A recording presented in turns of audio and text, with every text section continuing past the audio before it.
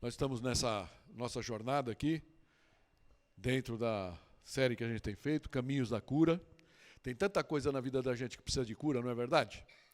E nós já tratamos aqui desde perdão, dar, receber, entregar. Tratamos também de raiz de amargura. E temos falado ultimamente daquilo que o Espírito, né, que o Senhor pode, através do inimigo, fazer na nossa vida. E o versículo chave aí, que a gente tem usado nessa segunda parte da série, é justamente esse. Jesus falando, né? Os que creram. Se pois o Filho os libertar, vocês serão verdadeiramente livres. Amém? Tem muito a ver com aquilo que o Heitor estava falando para a gente. Jesus fala aqui que ele iria conquistar através da morte na cruz, não é verdade? Ele estava ainda entre os homens, ele estava falando daqueles que creram nas boas novas do Evangelho, dentro do povo judeu, e ele faz essa informação. Se o Filho, que era ele mesmo, né, os libertar, vocês serão verdadeiramente livres. E o que é que ele conquistou na morte de cruz? Ele conquistou, ao morrer ali, daquela forma, a nossa carta de alforria. O nome está muito antigo, né? Carta de libertação. Carta de libertação. É isso que Jesus conquistou. Isso está disponível hoje, para mim, para você, para todos aqueles que receberem Jesus como Salvador e Senhor da sua vida. Amém? Ele pagou ali o preço pelo nosso resgate, né?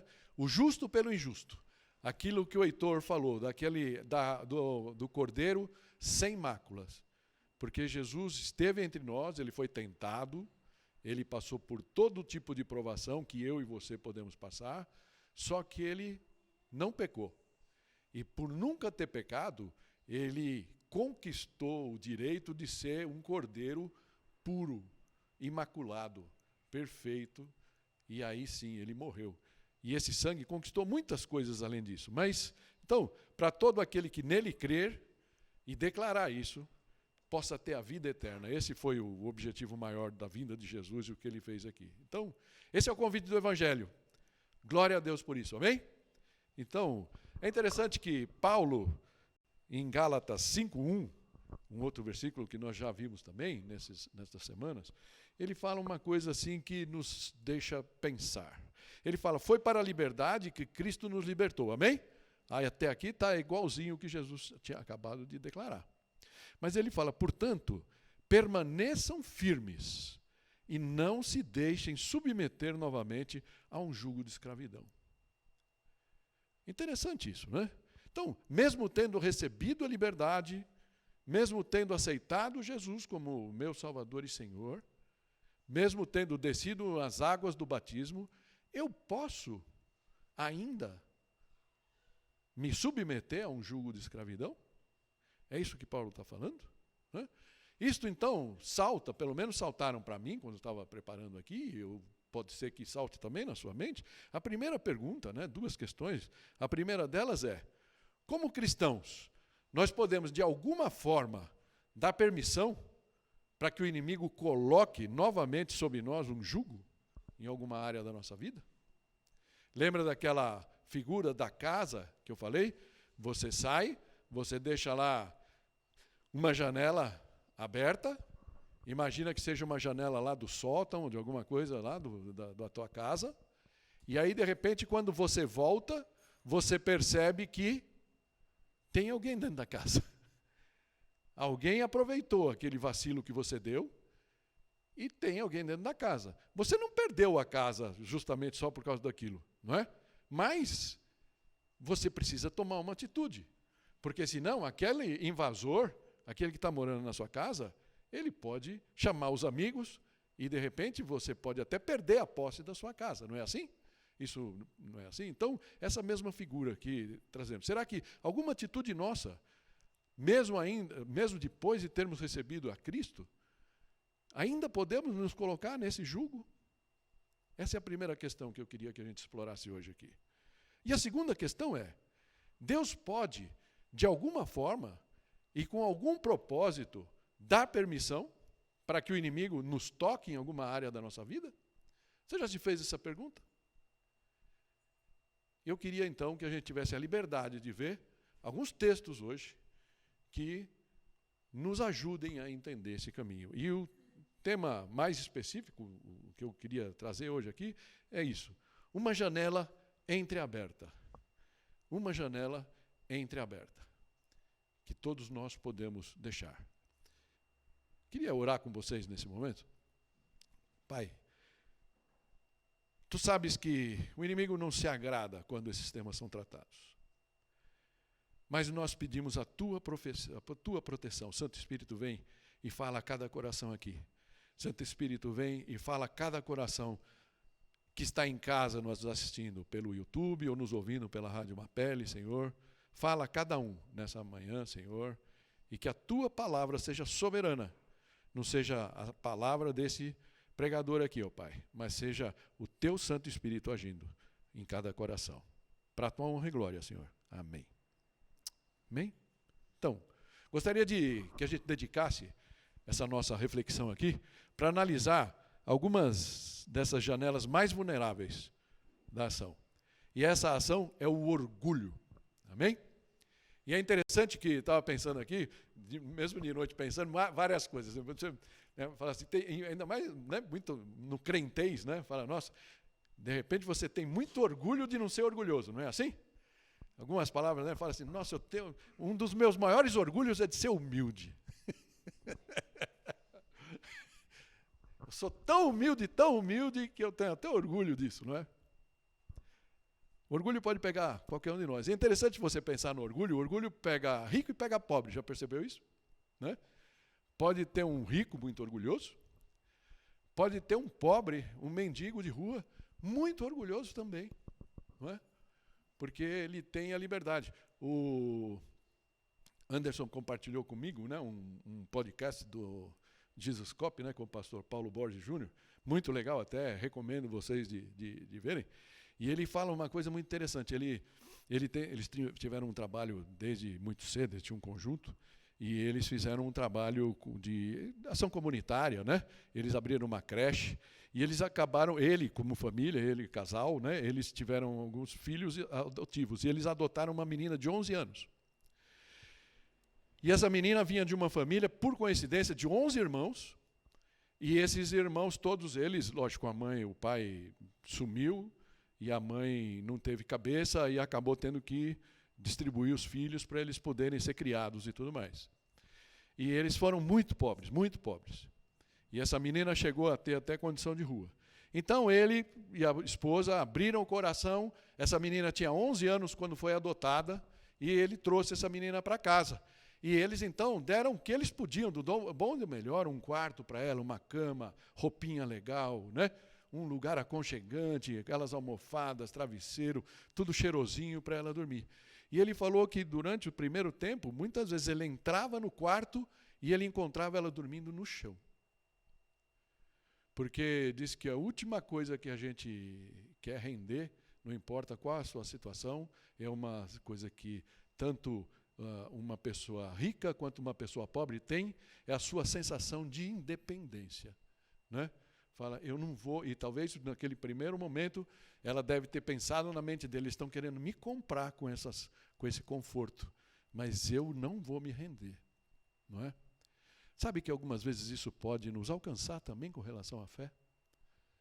Com relação a esse privilégio que o Heitor estava falando aqui, de Jesus ter vindo, morrido por nós, pago o preço por nós, mas e o nosso orgulho como fica? Eu não tenho que pagar um preço? Eu não tenho que me sacrificar? Eu vou assumir vou aceitar o sacrifício dele? Aí, de repente, eu posso querer dormir no chão, tendo uma caminha quente, acolchoada, quentinha, me esperando. Não é? Isso muitas vezes é orgulho. E o orgulho é uma das brechas que o inimigo pode usar. De alguma maneira, nós podemos cair no jugo de escravidão pelo nosso orgulho.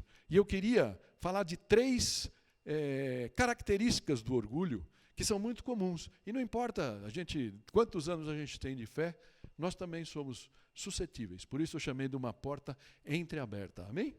A primeira delas, eu estou colocando aqui como orgulho mas entenda, por favor, né? Confiar na sua própria força. Talvez a colocação correta fosse aqui. Confiar na sua própria força é orgulho. Amém? Esse é o primeiro ponto que eu queria tratar aqui. E se você está nos acompanhando de casa, se você está aqui com a gente, se você está com a tua Bíblia, nós vamos usar vários textos, infelizmente, porque é o tema, né? Então você tem que abordar. Mas 2 textos mais, a gente vai gastar mais tempo neles. Um é Lucas 22, né? Que a gente vai gastar mais tempo. Usar aqui a figura do nosso Pedro, como esse símbolo de confiança na própria força. E depois nós vamos falar de um livro pouco falado aqui, um livro muito importante do Antigo Testamento, Jó. Então, como eu sei que talvez você não tenha tanto tempo que você não abre lá, você não está tão, não sei como é que você é de endereço.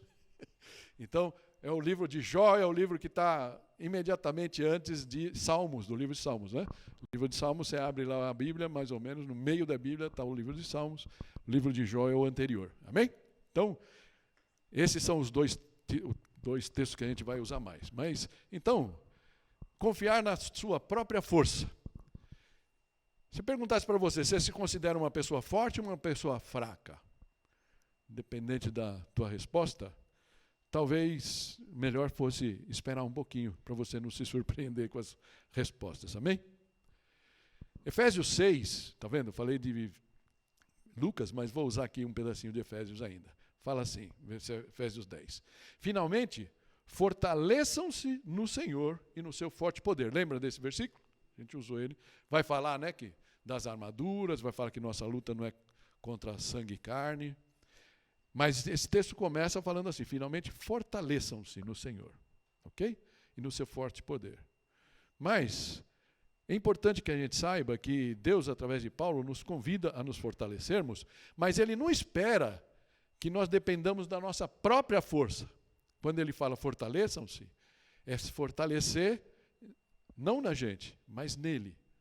E não seguir sem Ele na nossa vida. Por isso, essa segunda parte ali do versículo, ela é tão importante. Talvez a gente não dê a devida importância. Fortaleçam-se no Senhor. Amém? É nele. É nele que Paulo fala, quando eu sou fraco, aí é que eu sou forte.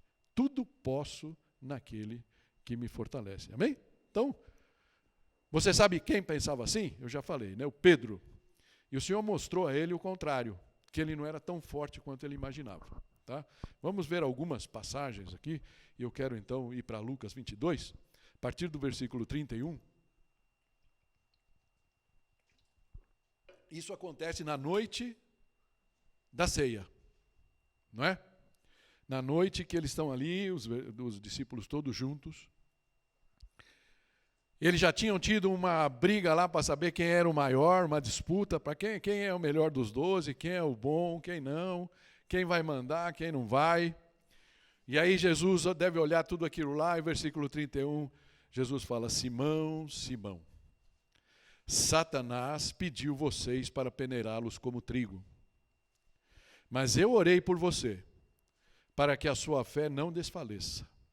E quando você se converter, fortaleça os seus irmãos. Alguns retoques aqui, né, de outras versões. Esse Satanás pediu, na Ara fala que Satanás reclamou você, ou requeriu e recebeu permissão de Deus para debulhar vocês. É mais ou menos o que Jesus fala. Mas Jesus fala que ele suplicou em oração, né? Na NVT fala, eu supliquei em oração, roguei por você. Aqui, no caso, ele está falando especificamente para Pedro, devia ser um papo ali entre os dois. Né?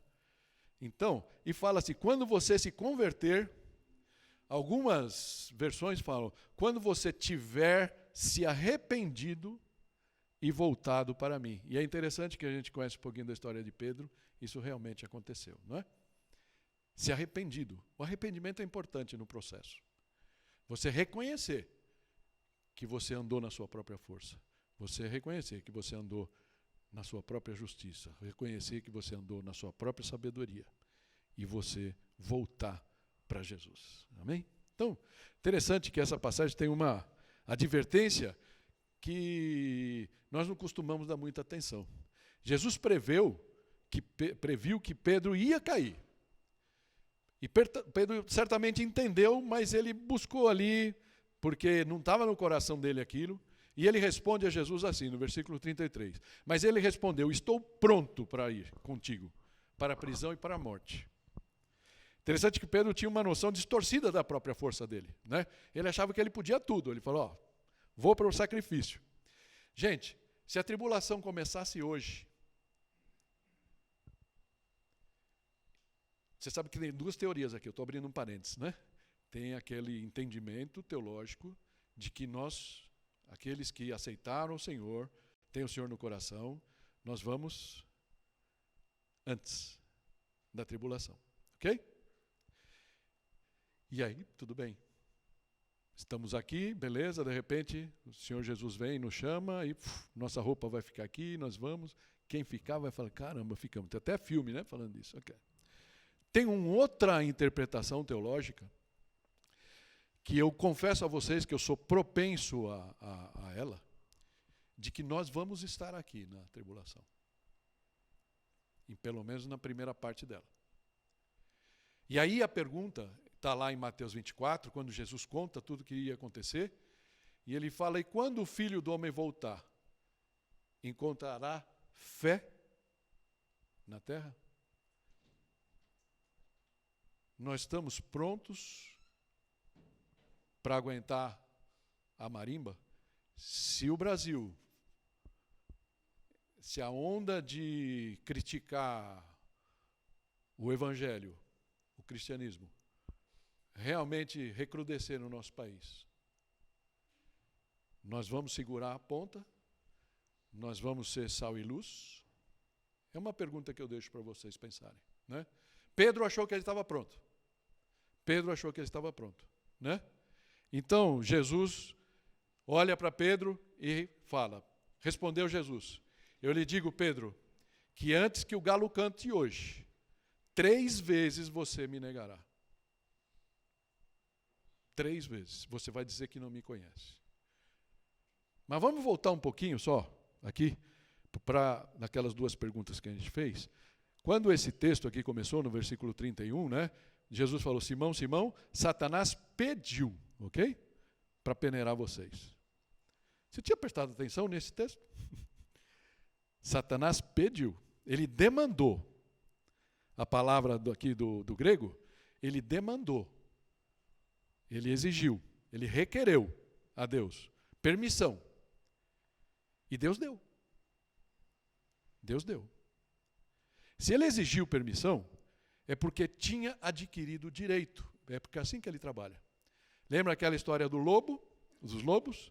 Ele chega, fica olhando para as ovelhas. Eles não chegam à matilha, né? No rebanho, vão em cima não, eles ficam ali como um cachorro, né? Se lambendo, coça. Fica olhando só ali as ovelhas.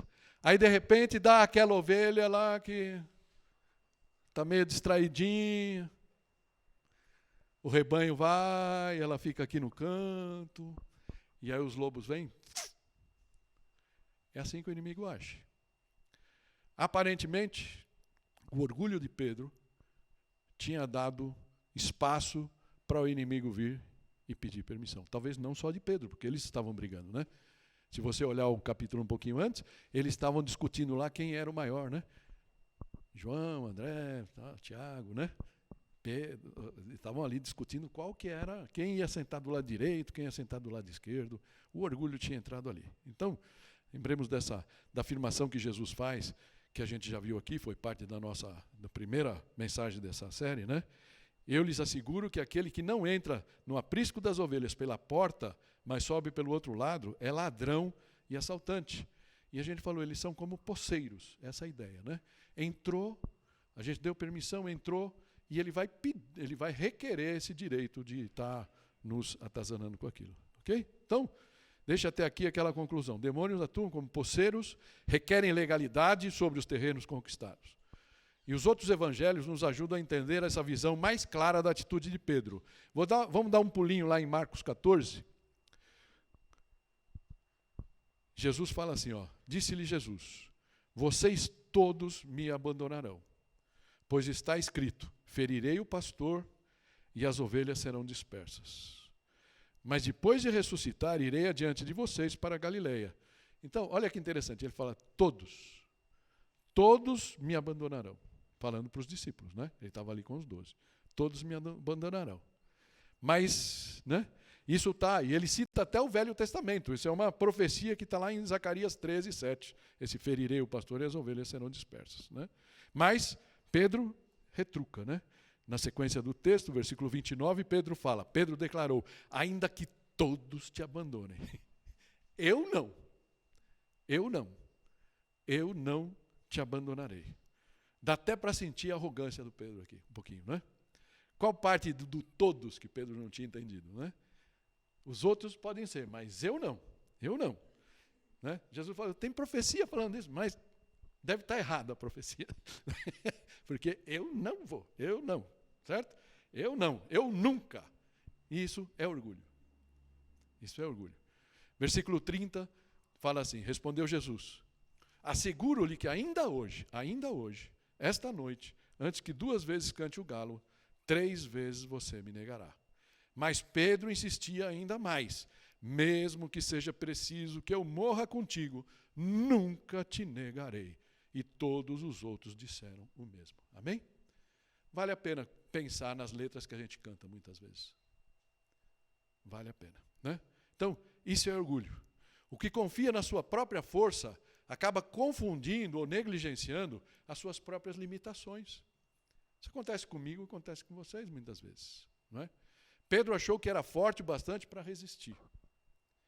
E os outros discípulos acabaram indo no embalo, né? Foram influenciados por ele e também falaram a mesma coisa. Mas em Mateus 16, 21, 23, nós vamos ler aqui, tá? Nós vemos outra conversa bem crítica de Jesus com Pedro. Isso um pouco antes, né? Tinha acabado de Jesus, quando Pedro chega lá para Jesus, fala, Jesus, você é o Cristo, o Filho do Deus vivo, e Jesus se derrama ali para Pedro, tu és pedra, sobre ti, né, edificaria a minha igreja, todo aquele papo, né?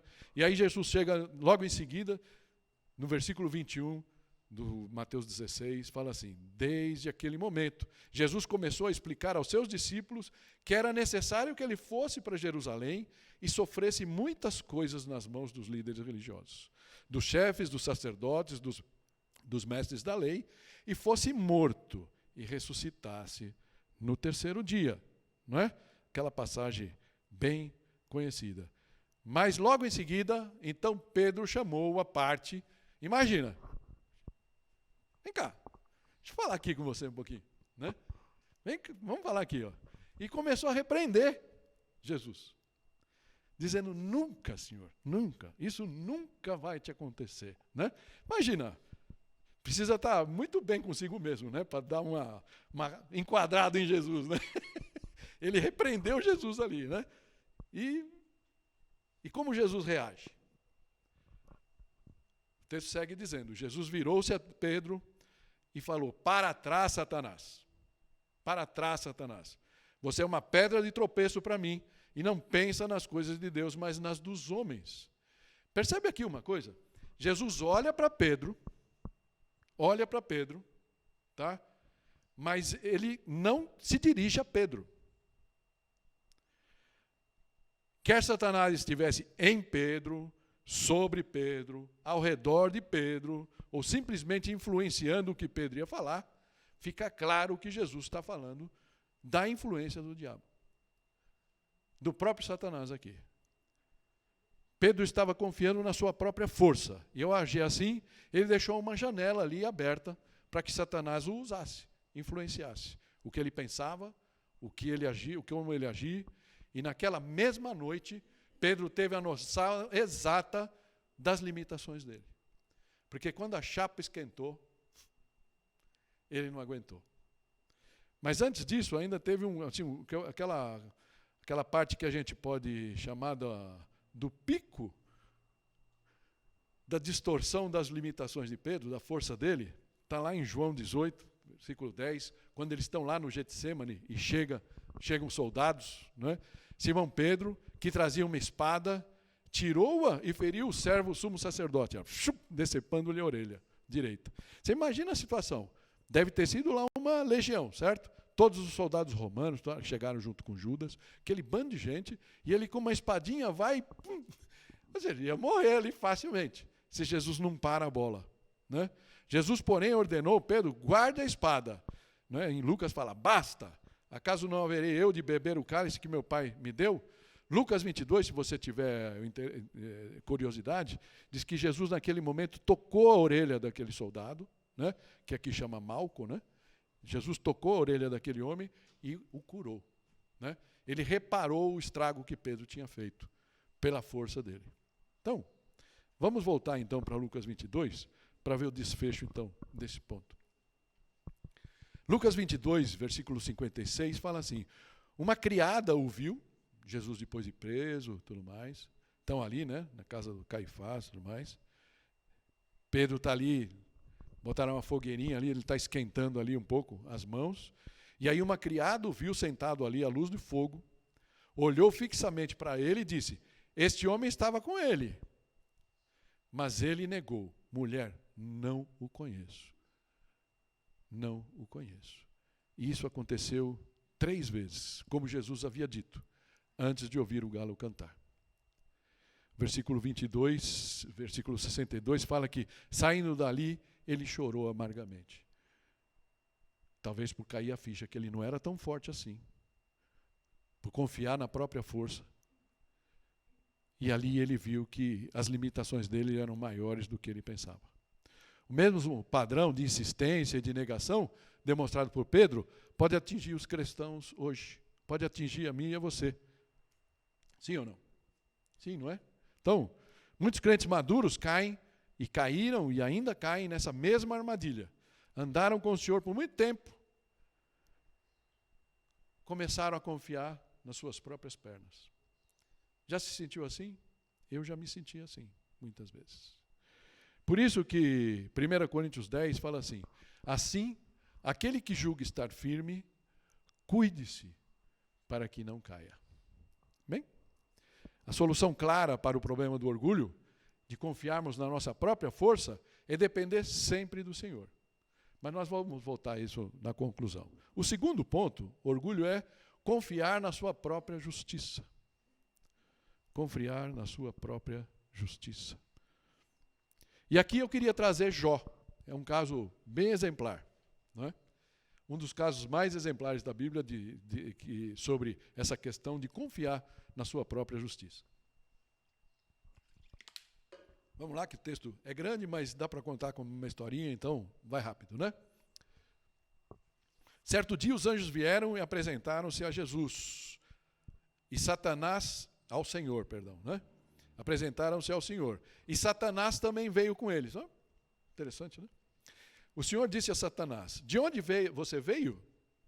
O Senhor, e Satanás respondeu ao Senhor, de perambular pela terra e andar por ela. Disse então o Senhor a Satanás, reparou o meu servo Jó? Não há ninguém na terra como ele, irrepreensível, íntegro, homem que teme a Deus e evita o mal. Será que Jó não tem razões para temer a Deus? Respondeu Satanás. Acaso não puseste uma cerca em volta dele, da família dele e de tudo o que ele possui? Tu mesmo tens abençoado tudo o que ele faz, de modo que todos os seus rebanhos estão espalhados por toda a terra. Mas estende a tua mão e fere tudo o que ele tem, e com certeza ele te amaldiçoará na tua face. O Senhor disse a Satanás, pois bem, tudo o que ele possui está nas suas mãos. Apenas não encoste um dedo nele. Então Satanás saiu da presença do Senhor. Interessante isso, né? Basicamente, Deus dá permissão para Satanás oprimir Jó. Essa é uma ideia problemática para a maioria de nós, certo? Mas não é difícil de entender quando a gente vê o restante da história, a gente vai dar uns pulinhos aqui para ela poder fazer sentido, né? Vamos pensar aqui algumas partes. Mas uma observação aqui importante. Não existe nenhum exemplo mais contundente da afirmação de Jesus de João 10:10, né? Que o ladrão vem para matar, roubar e destruir. Foi justamente o que Satanás fez com a vida de Jó aqui. Se você conhece a história, ele perdeu os filhos, ele perdeu a saúde, quase perdeu a esposa, perdeu tudo que tinha e ficou em caso de penúria e muita dor e muito sofrimento. Então, se você lê Jó, é um livro até relativamente grande, do capítulo 2 até o 31, resumidamente, se a gente pudesse puxar assim, né, fazer um resumão deles, primeira coisa são os 3 amigos de Jó, tem um quarto que está por trás, só escutando, mas como ele era mais novo, ele deixou a turma mais velha, supostamente mais sábia, supostamente, né, na frente, para tentar conversar com Jó. E a tentativa dele sempre é essa: você tem certeza que não existe nenhuma porta aberta, uma janelinha entreaberta aí na sua vida, que o inimigo tenha sido capaz de usar contra você? Basicamente é isso. Eles ficam falando, consola Jó, mas ele fala: Jó, você não deu uma pisada na bola, alguma coisa aconteceu para você estar sofrendo tanto. Basicamente é isso. E a resposta de Jó, durante todos esses capítulos, 30 capítulos aqui, é sempre a mesma. Não fiz nada errado, não fiz nenhuma coisa errada, eu só fiz o que é correto. Esse é o resumo dessa parte, né? E esse diálogo de Jó com seus supostos amigos se estende por todos esses versículos. Até que aparece um quarto elemento, aquele outro conhecido que estava ali atrás. E no capítulo 32, a partir do versículo 1, fala primeiro do desfecho, né, dessa conversa dele com esses 3 amigos, e fala assim: então esses 3 homens pararam de responder a Jó, pois este se julgava justo. Em algumas versões, na Ara, por exemplo, fala, ele se julgava justo aos seus próprios olhos. Mas Eliú, filho de Baraquel, de Buz, da família de Rão, entenderam? É importante, né? Indignou-se muito contra Jó, porque esse se justificava a si mesmo diante de Deus. Mais uma vez, usando a Almeida, aqui na Revista Corrigida, falava assim, porque ele se justificava a si mesmo mais do que a Deus. Mais do que a Deus. Então, esse é o panorama de Jó aqui, ok? E aí, esse Eliú chega para ele e fala assim: mas você disse ao meu alcance, ou seja, aos meus ouvidos, eu pude escutar, eu ouvi bem as suas palavras. Estou limpo e sem pecado. Estou puro e sem culpa. Estou limpo, sem transgressão, sou puro, não tenho iniquidade em mim. Deu para perceber aqui um problema de Jó? O pecado dele sendo revelado aqui, a porta que ele deixou entreaberta, o orgulho de ser justo. O orgulho de ser justo. Isso pega muita gente crente. Muita gente crente. Ele se julgava justo por causa das suas obras, por causa das coisas que ele fazia, ou deixava de fazer, e não por causa de Deus que ele pensava conhecer. Entende? Por isso, ele, né, a sequência, fala aqui. Então, o Senhor, deixa eu só parar aqui um pouquinho antes de pular para o próximo slide. A gente chegou na fé consciente que foi pela graça, amém? Nenhum de nós passou dessa porta porque éramos bonzinhos. Ninguém. Paulo fala, todos pecaram e estão destituídos da graça de Deus, da glória de Deus, amém? Todos nós entramos pela graça. Mas a gente começa, aí assume um ministério, a gente vira diácono, vira professor de escola dominical, vai para o seminário, vira pastor, whatever, né? Qualquer coisa que a gente faz, presidente da União Feminina, né? Alguma coisa assim, aí de repente a gente começa a achar que é bom, que é justo, né? Não bebo, não fumo, não xingo a mãe de ninguém de bisteca, né? Então, nossa, eu sou bonzinho. Aí, de repente, passou um cara ali na porta, eu olhei assim e falei, faço que nem o fariseu. Não, Senhor, muito graças te dou por não ser como aquele cara que está ali atravessando a rua. E a gente começa a se achar justo. E Jó, que era justo, um homem que vivia, tinha uma vida reta, não fazia o mal, se deixou tomar pelo orgulho de ser justo, a ponto de não reconhecer isso. E aí, muito legal ver daí para frente, a partir do versículo 30, capítulo 38, Deus começa a interagir com Jó.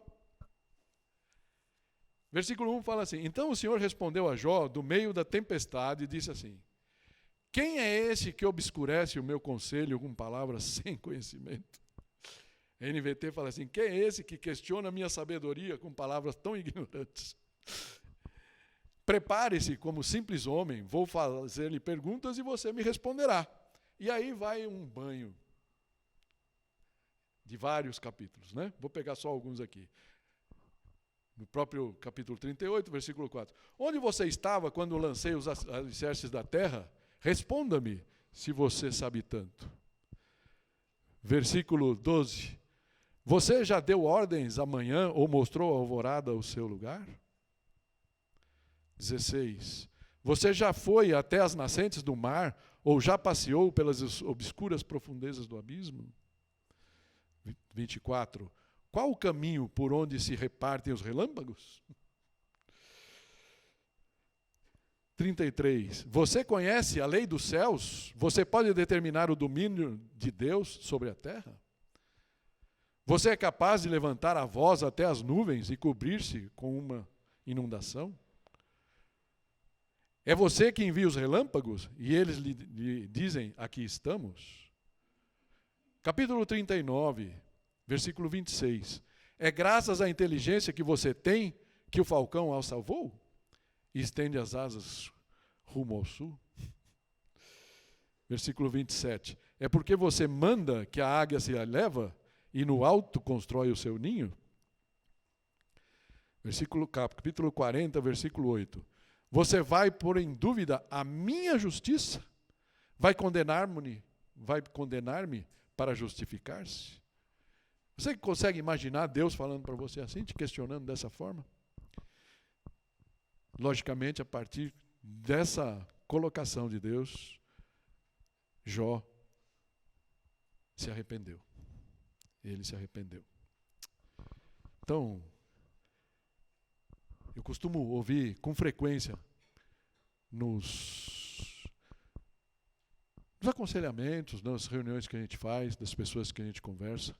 É muito comum a gente escutar de irmãos, de pessoas explicando os seus problemas, né, que passam por problemas na vida, e de repente é muito comum escutar assim: mas eu faço tudo certo. Eu sou tão bom. Eu faço sempre o que é correto. E aí aquela coisa que vem na mente da gente fala: olha, como é que eu posso te dizer que você não é tão correto assim, tão correto assim? Nem Jó era tão correto assim. E Deus precisou trazer ele para a realidade, como ele fez com Abrão, como ele fez com tantos outros, como ele fez com Pedro. Amém? Então, eu vou deixar o final aqui, o final de Jó, mas eu quero partir então, nós falamos aqui, pois bem, confiar na própria força é orgulho, confiar na própria justiça é orgulho, e confiar na própria sabedoria é o próximo ponto que eu queria trazer aqui com vocês. Confiar na própria sabedoria para a gente ir fechando. É uma história aqui que eu vou trazer de 1 Reis, vou tentar ser bem rápido com ela. Fala de Acabe, um rei de Israel, tempo que estava o reino do norte e o reino do sul. Tem Josafá, que era o reino de Judá, e eles se encontram. Tá? Acabe era o marido de Jezabel, aquela dos 450 profetas que Elias matou todos, né? Mas Acabe tinha outros 400 profetas a pagamento, ou seja, que estavam lá. E então tem uma disputa por uma terra que o rei da Síria tinha tomado, Ramote Gileade, e aí Acabe queria retomar essa terra. Então, 1 Reis 22, a partir do versículo 5, diz assim: mas Josafá, que era o rei do sul, acrescentou: peço-te que busques primeiro os conselhos do Senhor.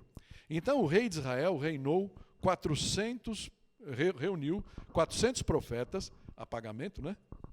E lhes perguntou: devo ir à guerra contra Ramote Gileade? ou não? Eles responderam: sim, pois o Senhor a entregará nas mãos do rei. Foi isso que eles disseram.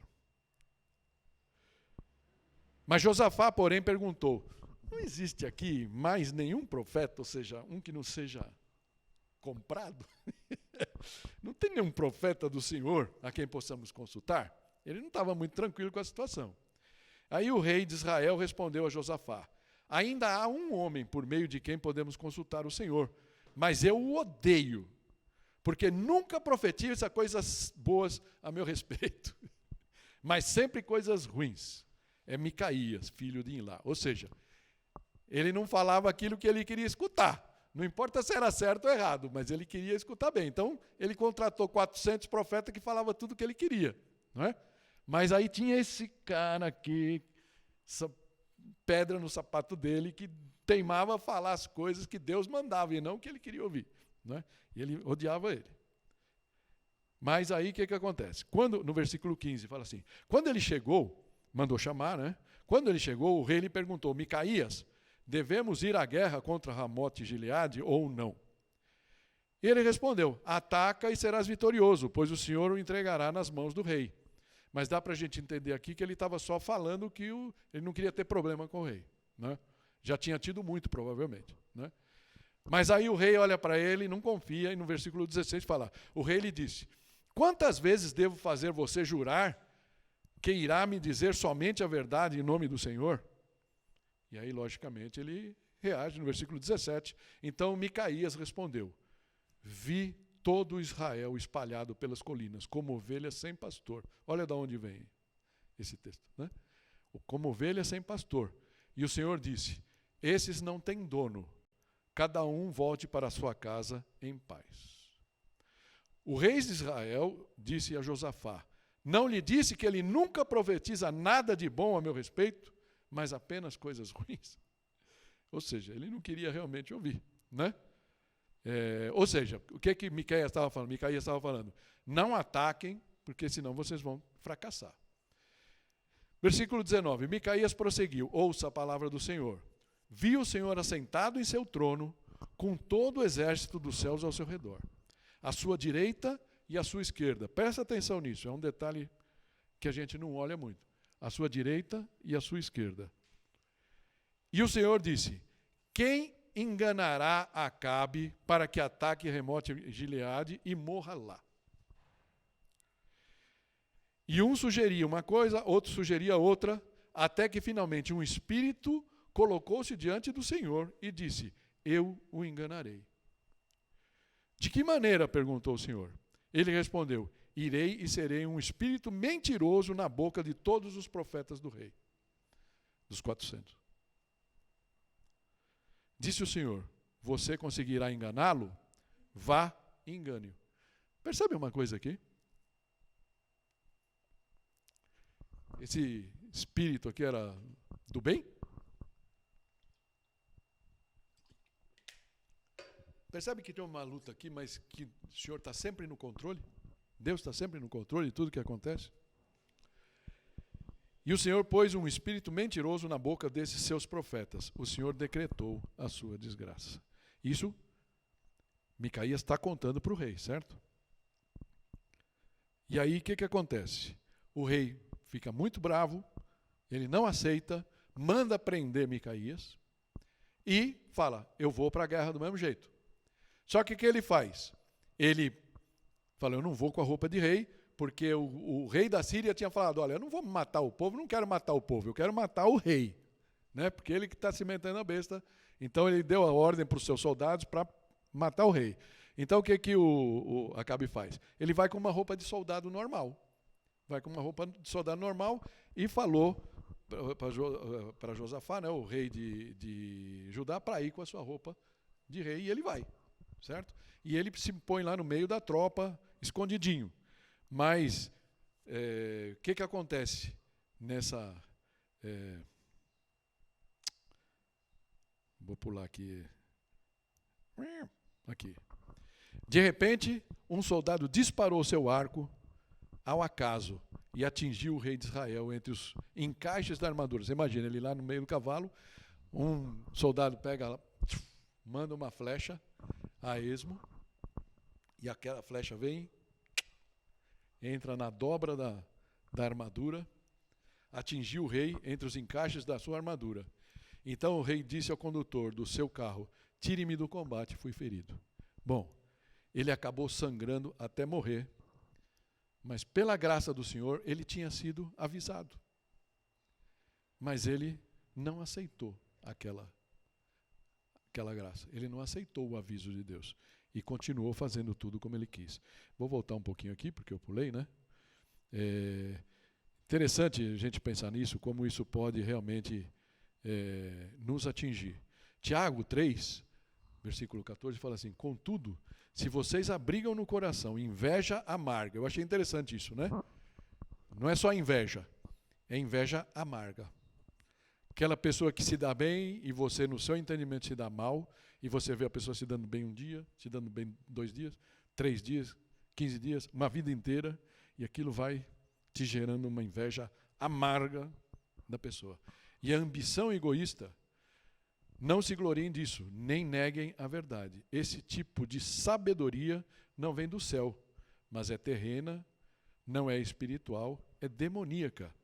É interessante, é como se fosse um demônio falando com você.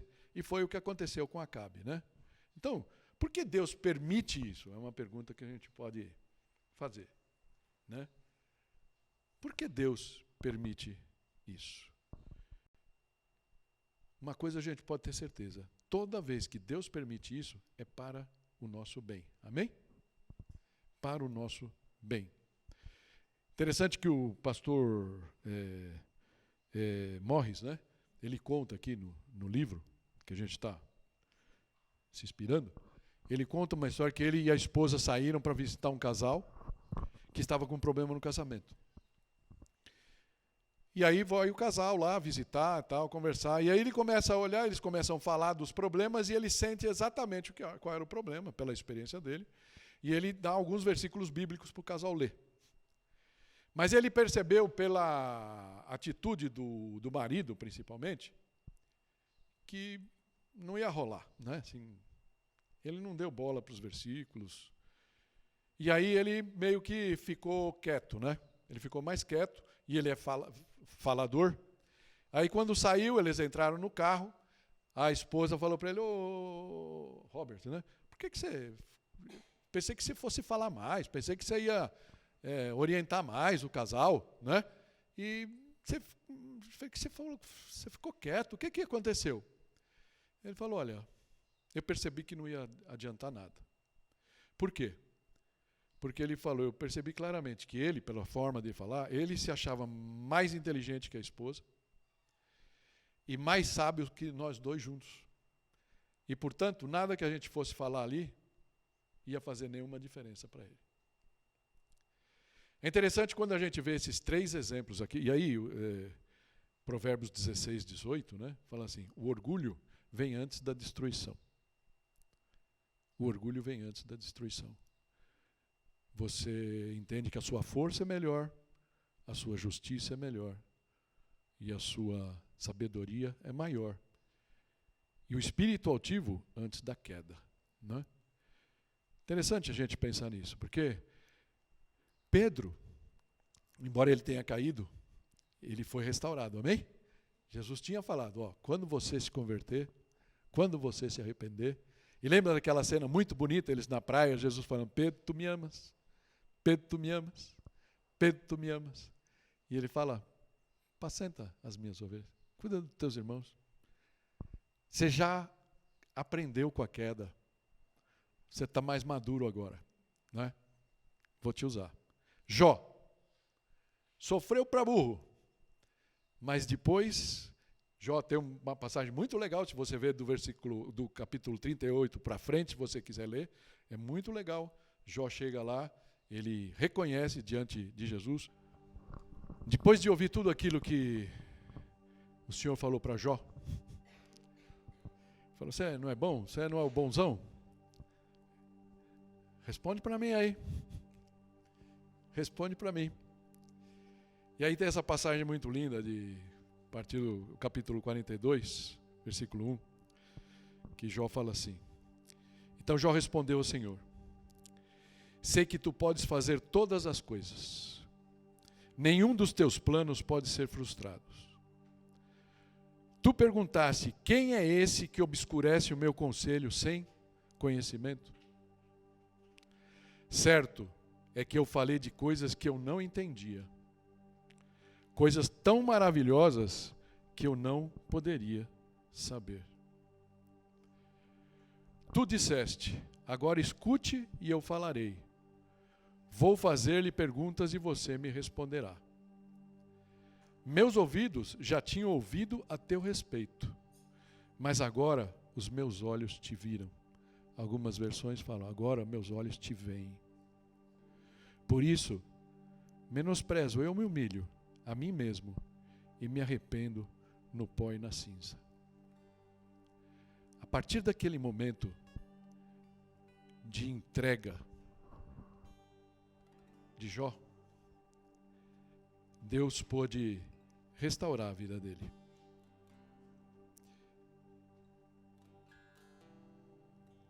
A partir daquele momento, Jó tinha ficado muito bronqueado com os seus amigos.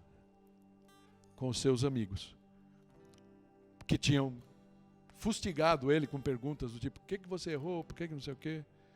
E a partir daquele momento, Deus fala para ele: abençoa os teus amigos. E Jó ora e perdoa todos os amigos. E fica limpo diante do Senhor. E a partir daquele momento, Deus restituiu tudo o que Jó tinha perdido, que o inimigo tinha tirado de Jó, e deu em dobro para ele. Tudo. Número de filhos, fortuna, amizades. E tudo isso é o que Jó aprendeu naquele dia. Deus usou aquele momento para o bem de Jó. E uma das coisas que o livro traz, e que eu acho que é um bom fechamento para esse nosso papo, e o subtítulo do livro tem isso aqui, né? Rompendo os laços que nos prendem tão facilmente. Ele fala assim: o orgulho é uma armadilha em que o forte, o justo e o sábio podem cair, se não confiam na força, na justiça e na sabedoria de Deus. Eu queria convidar você a fechar os teus olhos e que a gente tivesse um momento de honestidade aqui diante do Senhor. Será que você pode fazer uma pergunta para o Senhor aí no seu coração nesse momento? Senhor, eu tenho orgulho em minha vida? Seja honesto diante de Deus nesse momento. O orgulho é uma janela entreaberta que dá permissão ao inimigo entrar e bagunçar a sua fé, a sua vida. Você está disposto a fechar essa janela hoje? Será que você tem confiado demais na sua própria força? Será que você tem confiado demais na sua própria justiça? Será que você tem confiado demais na sua própria sabedoria?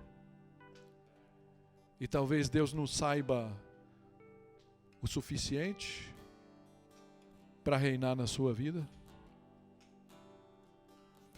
Eu queria convidar você a ficar de pé nesse momento. E eu queria dizer para você assim: uma dos grandes provas de humildade diante do Senhor é quando a gente dá um passo no sentido de demonstrar realmente que nós abrimos mão do nosso orgulho. E eu queria te convidar para dar um passo de fé nesse momento, que é você vir aqui na frente. Como prova de dizer para o Senhor: Senhor, eu reconheço que tenho orgulho na minha vida. E quero entregar a Ti hoje, Pai, esse orgulho. Você ousa fazer isso?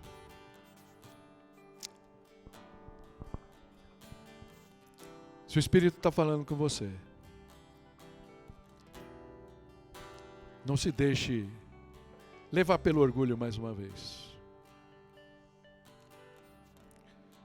Se humilhar diante do Senhor é uma grande virtude.